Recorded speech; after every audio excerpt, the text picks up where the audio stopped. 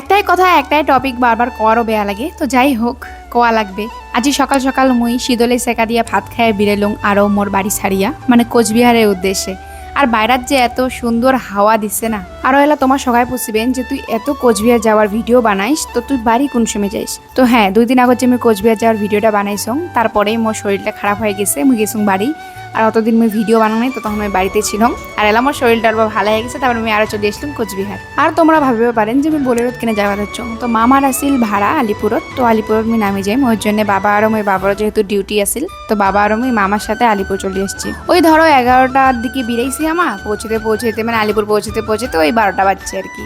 আর রাস্তার যে এত ধুলা, মানে বিনা পয়সার পাউডার একদম তোমার মুফত পাওয়া যাবে, একদম ফ্রিতে, এত সুন্দর। এর জন্য হেয়ার আর ফেসের অবস্থা খুবই খারাপ হয়ে যায়। আর এই যে আমার ইন্ডিয়ান ফ্ল্যাগটা কি সুন্দর করে উপরাত লেহেরাবাদ হচ্ছে, যেটা মুই তোমার ক্যামেরা ভালো করে ক্যাপচার করে না পেলেও, মানে যেটা মুই চোখে দেখছি ওটা বেশি সুন্দর আছিল। ওই রোদ যুদ্ধ করিয়া তারপরে মুই রুম চলে আসলাম, অল্প রেস্ট করিয়া এলা বিয়েলুম, মানে বাজার মানে হোটেল গেলুম খাওয়ার জন্য, রান্না করার এনার্জি নাই।